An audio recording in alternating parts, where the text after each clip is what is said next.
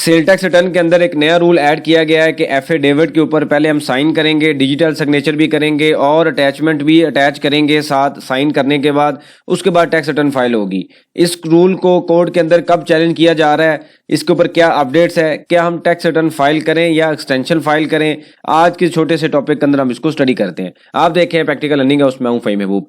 Affidavit का जो rule है वो सेल टैक्स रिटर्न के अंदर ऐड किया गया। जब आप सेल टैक्स रिटर्न ओपन करते हैं तो वहां पे वेरिफिकेशन में वहां पे लिखा आता है, ये कुछ पॉइंट्स हैं जो लिखे हुए हैं। इससे पहले मैंने एक लेक्चर बनाया था जिसमें बड़ी डिटेल से मैंने एक्सप्लेन किया हुआ था, लेकिन वो किसी वजह से यूट्यूब ने वो लेक्चर जो है डिलीट कर दिया है। शायद मैंने वहां पे एबीआर के अगेंस्ट कुछ ज्यादा बोला था, इस वजह से उसको डिलीट कर दिया गया। एनीवेज, अब उस पे क्या हमने डिस्कस किया था कि ये एक डॉक्यूमेंट है जो कि एबीआर ने इशू किया, जहां पे उन्होंने लिखा कि इन 4 चीजों के ऊपर जो कंपनी के सीएफओ हैं, सीईओ हैं, वो जो भी डेजिग्नेटेड पर्संस हैं वो यहाँ पे अंडरटेकिंग देंगे। वो क्या है कि आप कोई भी इनवाइस जो है वो फेक इनवाइस रिपोर्ट नहीं करेंगे, फ्लाइंग इनवाइस नहीं होगी, हर सेल सही तरीके से रिपोर्ट होगी, इनपुट भी आप सही तरीके से लेंगे और कोई भी ऐसा डाटा नहीं होगा जो रिटर्न के अगेंस्ट है या जहाँ पे एबीआर को लॉस ऑफ रेवेन्यू है। अगर आप ये करेंगे तो ये यहाँ पे सारी चीज़ अवेलेबल है, इसको आप पढ़ लीजिए, यहाँ पे काफ़ी डिटेल में चीज़ें अवेलेबल हैं। जैसे ही मैंने लास्ट लेक्चर में ये वर्ड यूज़ किए तो लेक्चर को डिलीट कर दिया गया था। इसको आप देख लीजिए, ये मैंने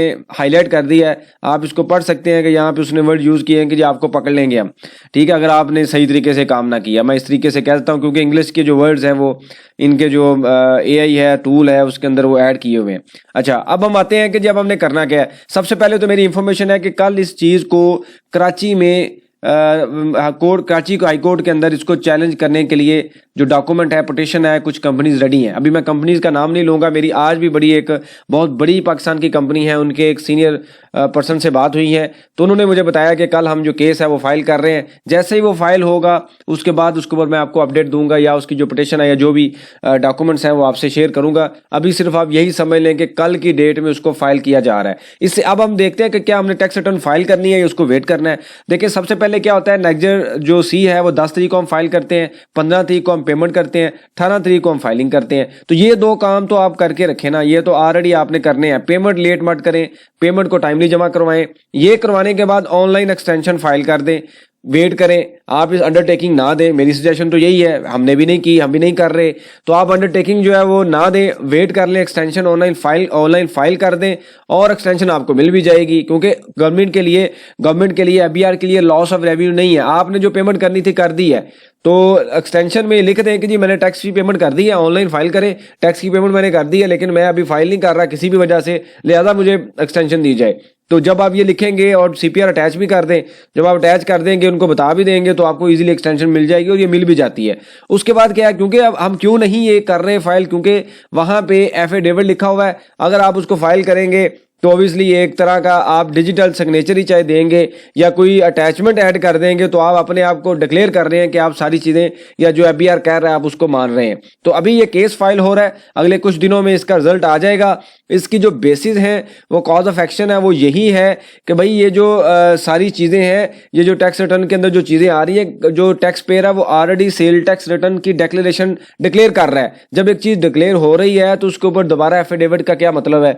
दूसरा पॉइंट ये आता है कि ये सेल टैक्स रिटर्न के जो भी नेक्जर्स हैं, नेक्जर ए है, सी है, बी है, ये एक अप्रूव्ड है, यानी कि इसको प्रॉपर कानून के अंदर लिखा गया, सेल टैक्स रूल्स के अंदर मेंशन है। सेल टैक्स रिटर्न एक इलेक्ट्रॉनिक डिजिटल फॉर्म है जो कि अप्रूव किया गया लॉ में।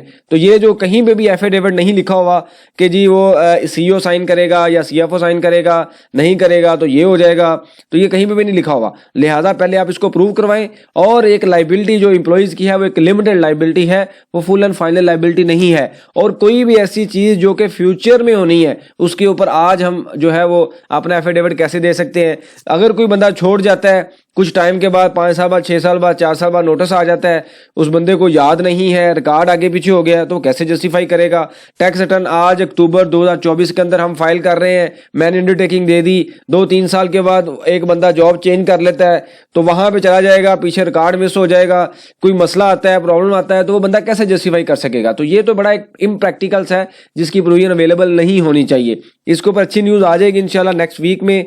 तो आपके लिए सजेशन यही है, रिलैक्स रिलैक्स होकर पेमेंट करें, पेमेंट लाजमी करें, पेमेंट डिलीट मत करें, क्योंकि पेमेंट के ऊपर हम एक्सटेंशन नहीं ले रहे, हम फाइलिंग के ऊपर ले रहे हैं। ऑनलाइन एक्सटेंशन फाइल करें और वेट करें, जैसे ही इसके ऊपर कोई अपडेटेड न्यूज़ आएगी तो आपको अपडेट कर दिया जाएगा। इससे मेरे को सजेशन हो, क्वेश्चन हो, मेंशन कीजिए, इसके ऊपर हम डिस्कशन करेंगे ताकि जो लर्निंग का प्रोसेस है कंटिन्यू रहे। बहुत शुक्रिया, जज़ाकल्लाह।